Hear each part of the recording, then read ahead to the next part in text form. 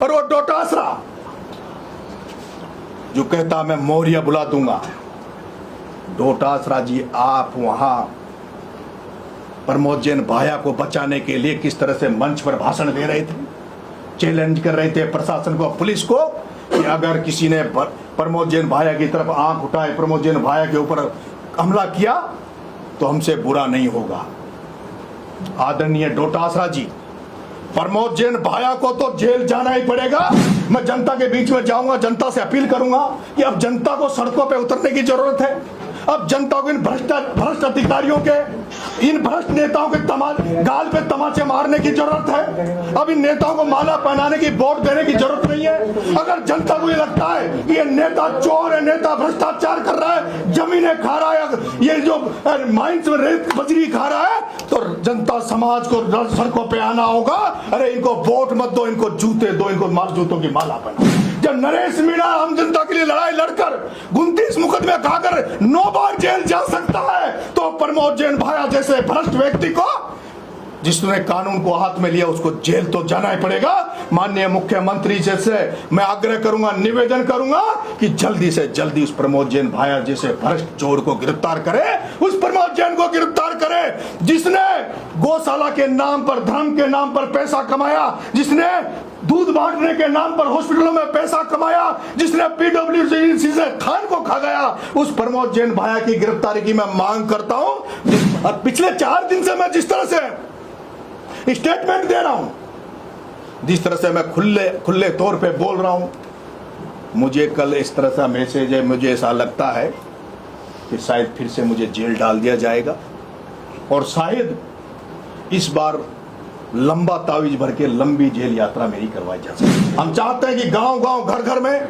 भगत सिंह पहुंचे, भगत सिंह की सोच पहुंचे, भगत सिंह का विचार पहुंचे कि जिस तरह से पंजाब बर्बाद हुआ, आज उसी तरह से राजस्थान भी नशाखोरी के और नशा का जो शौक है उसमें बर्बाद हो रहा है। पर मुझे चिंता इस बात की नहीं है। मैं 8 महीने जेल में रहा, मेरे को छुड़ाने जो जाते थे, मैंने एक बार भी उनसे नहीं कहा कि मुझे छुड़ाओ। मैंने मेरे घर वालों से कहा, मेरे साथियों से कहा, नरेश मीणा को छुड़ाने के लिए किसी नेता के दरबार में, किसी व्यक्ति के दरबार में कहीं मांगने मत जाओ, भीख मत मंगाओ मेरे लिए। मैंने तो यहां तक कहा, मुझे कोर्ट में भी आप मेरी जमानत मत लगाओ, जब तक एक केस चलेगा, जब तक इस केस का फैसला आएगा, जब तक मुझे इस जेल में पड़े रहने दो। कि न्याय की सबसे बड़ी अदालत जनता है, और उससे भी बड़ी अदालत आदमी के मरने के बाद ईश्वर के दरबार में, भगवान के दरबार में, उससे लोगों को डरना चाहिए, उसके न्याय से डरना चाहिए। आज भगत सिंह को बहुत दुख होता, आज भगत सिंह सोच रहा होगा कि मैंने ऐसे भारत के लिए फांसी का फंदा गले में नहीं लगाया, जिस भारत में आज मानवता खत्म हो गई, हत्यारे वो नहीं है जो गोली मार के किसी को हत्या करे। आज की स्थिति में ऐसा होगा तो मुझे नहीं लगता आज भगत सिंह जी पछता रहे होंगे, दुख हो रहा होगा कि मैंने ऐसे भारत का सपना नहीं देखा था जिसके लिए मैंने कुर्बानी दी थी। भगत सिंह ने सोचा था, भगत सिंह ने विचार था, भगत सिंह की सोच थी। और मैं इस क्रांति यात्रा के माध्यम से पूरे राजस्थान में युवाओं में, देश के युवाओं में, जो लोग भगत सिंह को चाहते हैं, भगत सिंह को आदर्श मानते हैं, उनको मैं ये संदेश देना चाहूंगा, ये कहना चाहूंगा कि आज की तारीख में, आज के युग में वापिस से भगत सिंह को जिंदा करने की जरूरत है। भगत सिंह के सोच को, भगत सिंह के विचारों को एक एक युवा, एक एक छात्र तक पहुंचाने की हमें जरूरत है। ये जन क्रांति यात्रा उसी तरफ आगे बढ़ेगी। हम चाहते हैं कि गांव गांव, घर घर में भगत सिंह पहुंचे, भगत सिंह की सोच पहुंचे, भगत सिंह का विचार पहुंचे, उसको लेकर यह यात्रा मैं कर रहा हूं। भगत सिंह का सपना था भारत धर्मनिरपेक्ष बने, समाजवादी व्यवस्था हो, सभी का सामाजिक और आर्थिक सबको न्याय मिले, सभी समाजों को एक जैसा देखा जाए। भगत सिंह ये भी चाहते थे कि राजनीति और धर्म अलग अलग रहे। भगत सिंह राजनीति को और धार्मिकता को एक साथ नहीं देखना चाहते। आज जरूरत है इस क्रांति की कि जिस तरह से पंजाब बर्बाद हुआ, आज उसी तरह से राजस्थान भी नशाखोरी के और नशा का जो शौक है उसमें बर्बाद हो रहा है। हम शहरों में भी देख रहे हैं और गांव में भी मैं देख रहा हूं, जिस इलाके से मैं आता हूं वहां अफीम की खेती होती है और वहां चित्तौड़ में अफीम की खेती होती है। आज से मैं 20 साल पहले देखता था कि हमारे यहाँ ये इसका स्मैक का नशे का चलन हुआ।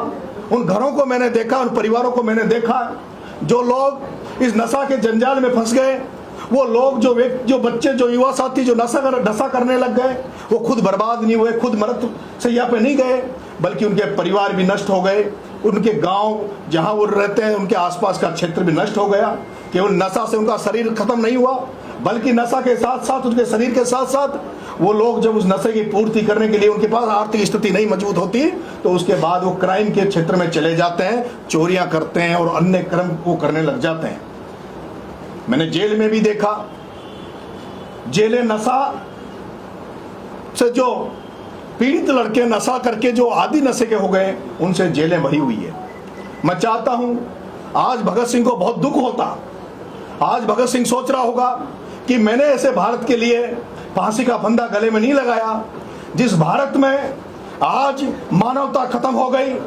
हत्यारे वो नहीं है जो गोली मार के किसी को हत्या करे, हत्यारे वो सारे लोग हैं जो मिलावटखोरी में हैं, जो व्यापारी हो, चाहे किसान हो, चाहे कोई भी हो, जो सब्जियों में केमिकल मिला रहे हैं, जो फ्रूट में केमिकल मिला रहे हैं, जो मिठाइयों में केमिकल मिला रहे हैं, जो लोग खाद बीज में केमिकल मिला रहे हैं, जो लोग ये लोग जहर को परोस रहे हैं, हजारों लोगों की ये लोग बलि ले रहे हैं। आज मैं देख रहा हूं कि पंजाब में जिस तरह से नशा जब गया तो पंजाब में कैंसर की ट्रेनें भर भर के और आने लगी है। आज मैं देख रहा हूं गांव में 70 साल से बुजुर्ग कोई व्यक्ति नजर नहीं आ रहा। आज गांव में जब हमारी बारात देखते थे तो हम देखते थे कि लोग बाग पगड़ियां बांध के धोती कुर्ते पहनकर बारातों में जाते थे, लेकिन गांव में आज 70 साल के आदमी देखने के लिए तरस रहे, क्योंकि जिस तरह से कैंसर फैल रहा है राजस्थान में, जिस तरह से हार्ट अटैक के मामले हमारे सामने आ रहे हैं, उससे राजस्थान और देश बर्बाद हो रहा है।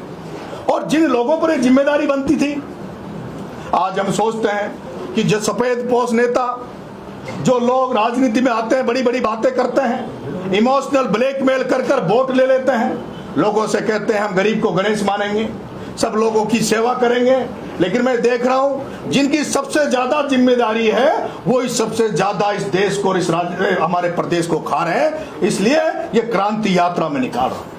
आज जरूरत है इस राजस्थान में एक ऐसी क्रांति की जब हम देख रहे हैं कि न्यायपालिका में जिनसे हम न्याय की उम्मीद करते हैं, उस न्यायपालिका में एक हाई कोर्ट का जज, उसके मकान में पैसों के बंडल मिलते हैं, करोड़ों रुपए मिलते हैं। पूरा भारत सवाल पूछ रहा है कि वो क्या उस जज पे क्या न्याय का डंडा नहीं चलेगा क्या?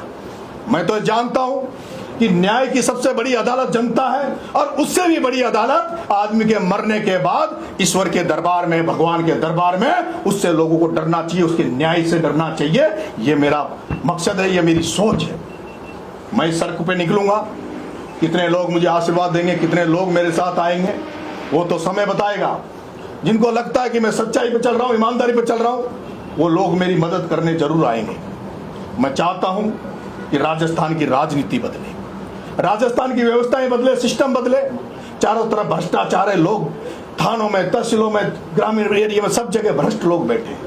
अरे ऐसे भ्रष्टाचारियों के खिलाफ, भ्रष्ट लोगों के खिलाफ कोई खड़ा होने लगता है तो एक बहुत बड़े तबके, बहुत सारे लोग उनको बचाने के लिए खड़े हो जाते हैं। और यही कारण है कि कई नेता, कई राजनीति के लोग, समाज सेवी लोग भी उनके खिलाफ नहीं बोलते।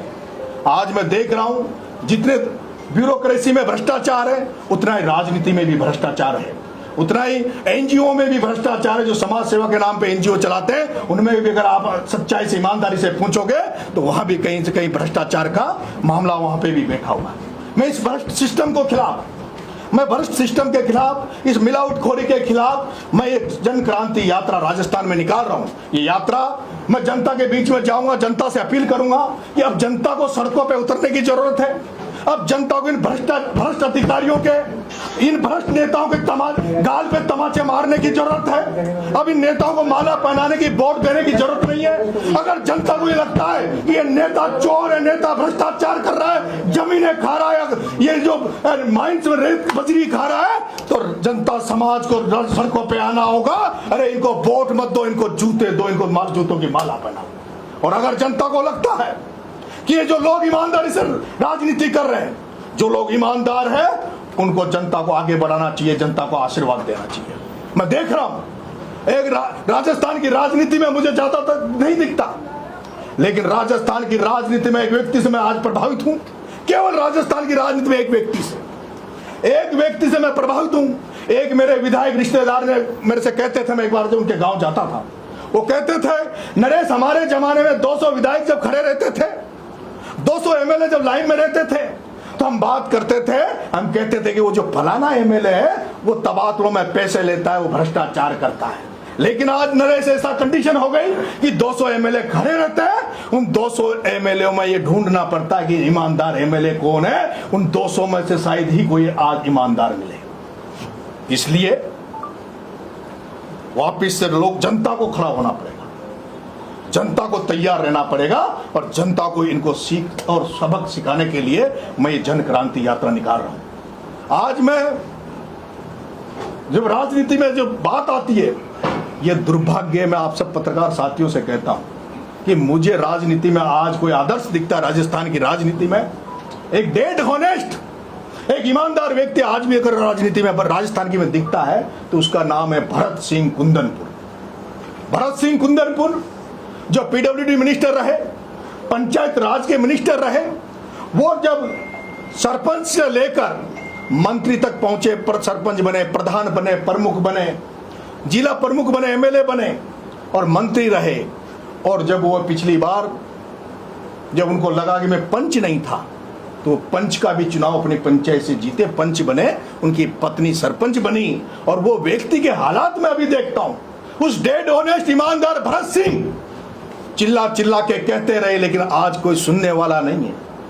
अभी मैंने देखा जब मैं जेल में था, एक तिरंगा यात्रा निकालने के नाम पर, एक संविधान बचाने के नाम पर 12 जिले में एक रैली हुई, उसमें कांग्रेस के नेता गए। उन्होंने ना वहां संविधान बचाने की बात करी, उन्होंने ना तिरंगा यात्रा की बात करी, उन्होंने ना भारत कैसे आगे जाएगा, राजस्थान कैसे आगे जाएगा, इसकी बात नहीं करी। उन्होंने बात करी कि प्रमोद जैन भाया उस पर जो मुकदमे लगे भ्रष्टाचार के, उस पर मुकदमे लगे कातिलाना हमला करवाने के, उस पर जो मुकदमे लगे नरेश मीणा और अन्य वहां के जो छात्र राजनीति, युवा राजनीति, अच्छी राजनीति करना चाहते हैं, उनको मरवाने के, उनको बचाने की उन्होंने मंच से बात करी। और वो डोटासरा जो कहता मैं मौर्य बुला दूंगा, डोटासरा जी आप वहां प्रमोद जैन भाया को बचाने के लिए किस तरह से मंच पर भाषण दे रहे थे, चैलेंज कर रहे थे प्रशासन को, पुलिस को, कि अगर किसी ने प्रमोद जैन भाया की तरफ आंख उठाए, प्रमोद जैन भाया के ऊपर हमला किया तो हमसे बुरा नहीं होगा। आदरणीय डोटासरा जी, प्रमोद जैन भाया को तो जेल जाना ही पड़ेगा। जब नरेश मीणा आम जनता के लिए लड़ाई लड़कर 29 मुकदमे खाकर 9 बार जेल जा सकता है, तो प्रमोद जैन भाया जैसे भ्रष्ट व्यक्ति को, जिसने कानून को हाथ में लिया, उसको जेल तो जाना ही पड़ेगा।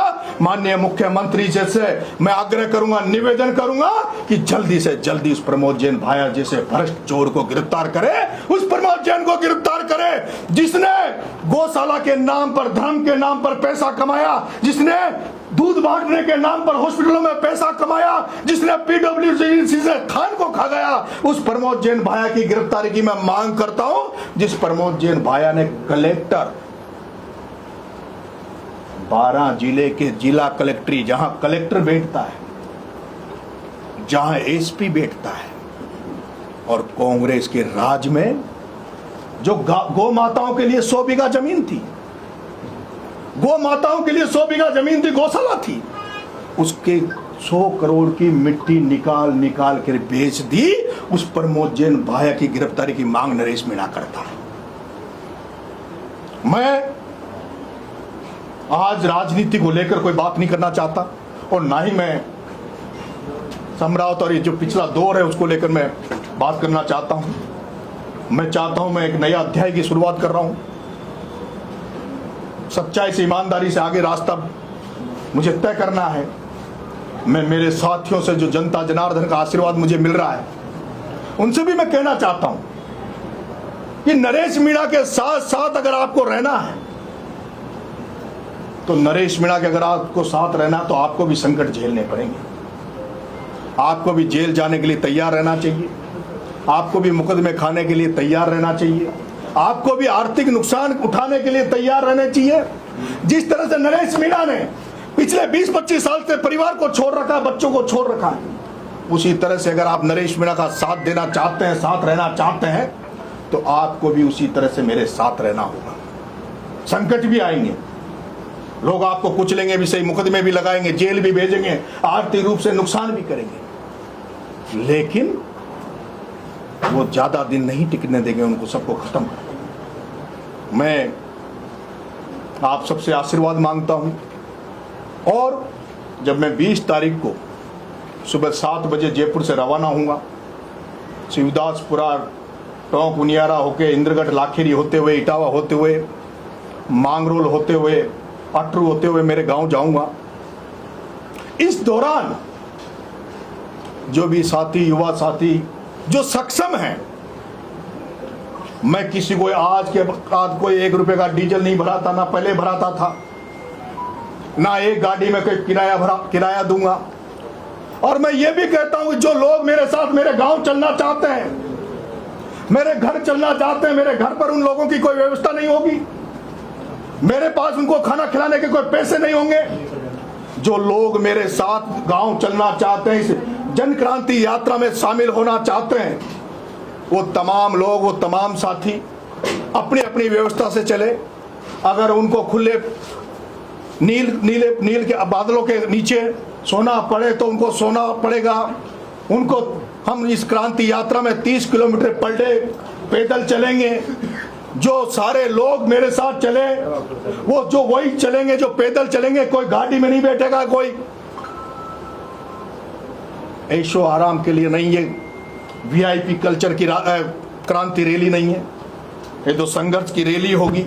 जिस तरह से भगत सिंह ने फांसी का फंदा इसलिए लगाया कि मैं देश के लाखों करोड़ों युवाओं को फंदा लगाकर फांसी पर झूल कर ये प्रेरणा देना चाहता हूं, ये जगाना चाहता हूं कि जब भगत सिंह फांसी पर खुशी से चढ़ गया भारत को आजाद कराने के लिए, तो है युवा साथियों, छात्र साथियों, तुम भी भारत को आजाद कराने के लिए मुकदमों से मत डरो, जेल डालने से मत डरो, कुर्बानियां देने से मत डरो। उसी तरह से जो मेरे साथ लगना चाहते हैं, उनको भी नरेश की तरह कुर्बानियां देनी पड़ेगी, नरेश की तरह संघर्ष करना पड़ेगा।